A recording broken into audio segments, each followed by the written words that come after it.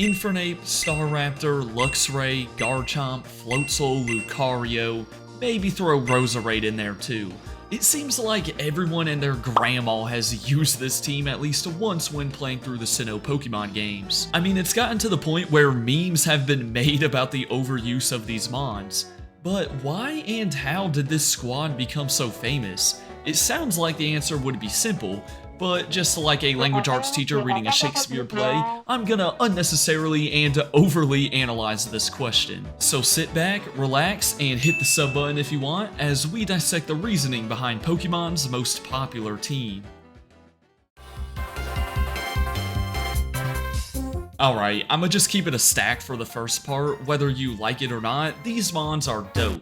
Whenever it's your first time playing through a new generation, you naturally gravitate to wanting to use the new Pokemon. Hence why in the late 2000s, not many people were worried about grabbing an Abra on Route 203 or Wurmple in the Eternal Forest. And of course, it helps when the new pocket monsters are cool. Staraptor is arguably the best looking regional bird. I mean, just compare it to something like Unfazant from Unova and you'll see why. Excuse me, what the actual fuck? Luxray is also sick, although I think it getting the dark typing would have helped. Garchomp is a pseudo-legendary land shark that's also the ace of the Champions team. Floatzel is some sort of weasel that doubles as a lifeguard. Like, how did they even come up with that unique of a combination? Infernape is a fire monkey with similarities to Sun Wukong, that's sick. Roserade is pretty cool, and Lucario, yeah, the Pokemon of the Year results speak for themselves. Speaking of that infamous poll in 2020, Floatzel is the only one of these mons that placed outside of the top 30 in the Sinnoh category, while Lucario, Garchomp, and Luxray ranked inside the top 21 out of all the regions. So it's clear that a majority of fans adore the design and vibes of these team members, which adds to their case. The second factor that this team had going for it was how common most of these mons are in the wild.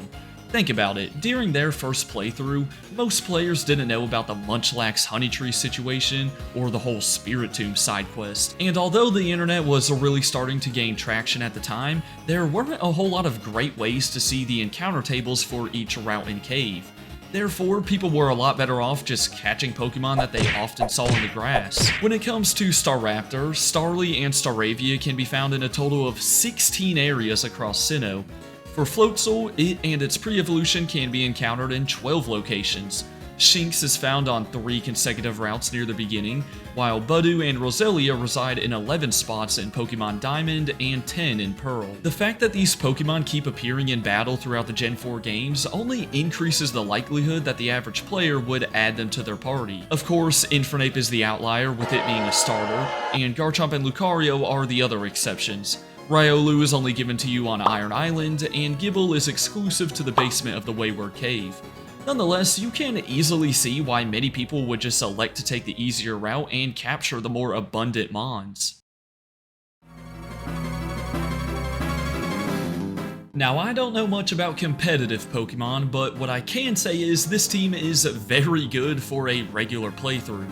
Most of them are speedy attackers, which I feel like many people lean towards when it comes to becoming the champion of a region. You know, this ain't the BGC, you don't need to set up your stats and strategize too hard. Just send out the best counter for the opponent and move on to the next foe. And this is especially true in the earlier games when most notable trainers didn't even have held items or EV trained teams. Diving into the Pokemon themselves, Staraptor and Luxray have Intimidate, one of the best abilities you can get, while Roserade can end up with Poison Point, which isn't too bad. As for the moves, Flare Blitz, Close Combat, Brave Bird, Extreme Speed, Dragon Claw, and Dragon Rush are all possible moves you can have in your arsenal by the time you reach the Pokemon League. I mean, who's saying no to those types of movesets? And I didn't even factor in TMs. This team matches up well with the Gym Leaders and Elite Four members too. Monferno can handle Rourke and Gardenia, Staravia/Staraptor is there for Maylene, Luxray and Roserade can make quick work of Pastoria's gym, some of the Mons can learn Bite and Crunch for Fantina, Infernape will also obliterate Byron and Candace, while Garchomp can sweep the Sunyshore gym. Not to mention, you'd have solid answers for 3 of the 5 trainers in the Pokemon League. Additionally, 5 of these 7 Mons are dual types, and the only double up is with fighting. So yeah, this team just makes for a relatively easy and convenient path through the Sinnoh titles, which I bet is the reason why some players chose to use it. Another component as to why this squad gets all the attention is their presence in other media. Funnily enough, this one seems obvious, yet I almost forgot to talk about it.